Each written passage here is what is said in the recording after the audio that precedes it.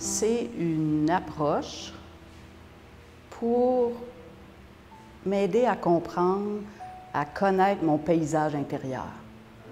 Alors, on connaît son paysage extérieur et souvent, on n'a aucune idée qu'on a tout un monde à l'intérieur qui est très vivant. Ouverture du cœur, en suspension de tout jugement, en accueil de ce qui est là, à soi et à l'autre. Un moment d'arrêt que je choisis de faire, malgré souvent une agitation. Et c'est d'aller à la rencontre à l'intérieur de moi, de moi-même. C'est un moment où je peux vraiment rester dans des zones souvent très inconfortables et très floues. Ça me permet d'aller à la rencontre de ce qui est vrai et vivant à l'intérieur. Ça développe cette bienveillance. C'est fait dans la bienveillance, mais ça développe cette bienveillance pour tout ce qui est vivant et qui est mon histoire ou qui s'est inscrit dans mon corps et qui apparaît, qui vient à la lumière. Être intuitive, mais au-delà de l'intuition, j'apprends à communiquer avec mon corps, j'apprends et il me dit les vraies choses. Mon corps me dit « tu vas pas bien ».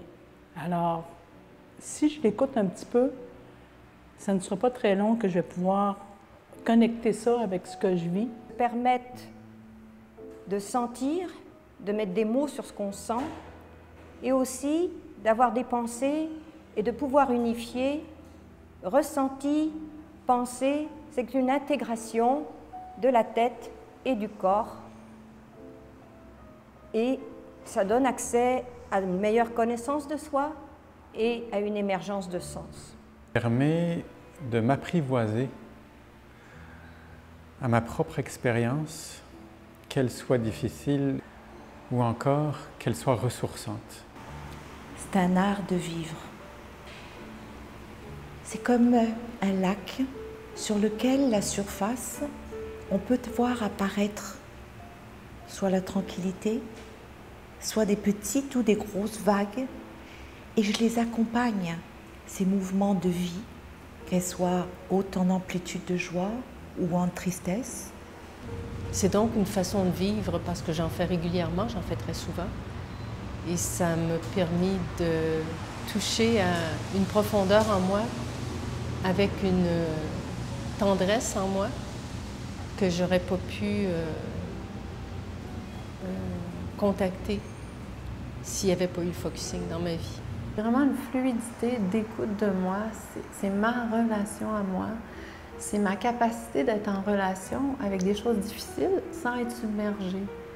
Le focusing, ça nous permet de prendre une petite distance puis d'accompagner au lieu d'être dedans l'émotion. Comment on peut avoir de l'action quand il y a tant de voix et de valeurs?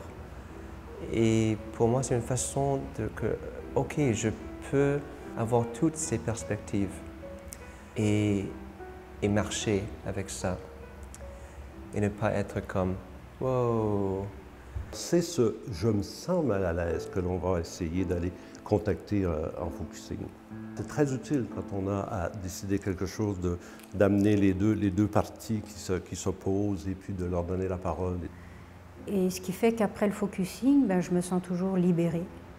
Libérée, avoir nommé les choses, avoir libéré des nœuds. Et ce qui est magnifique aussi, c'est qu'il y a toujours une solution. Pour moi, le focusing, c'est synonyme de changement. C'est le processus intérieur qu'une personne fait qui lui permet de changer. Pour moi, c'est là que ça commence le focusing. Ça commence par cette disponibilité à écouter qui permet à la personne d'aller s'écouter elle-même, de toucher à l'intérieur d'elle. Alors, c'est quelque chose que moi, je trouve vraiment essentiel et fantastique. Et que pour rien au monde, je voudrais arrêter cette pratique et que je souhaite vraiment la faire découvrir au plus grand nombre de personnes possible.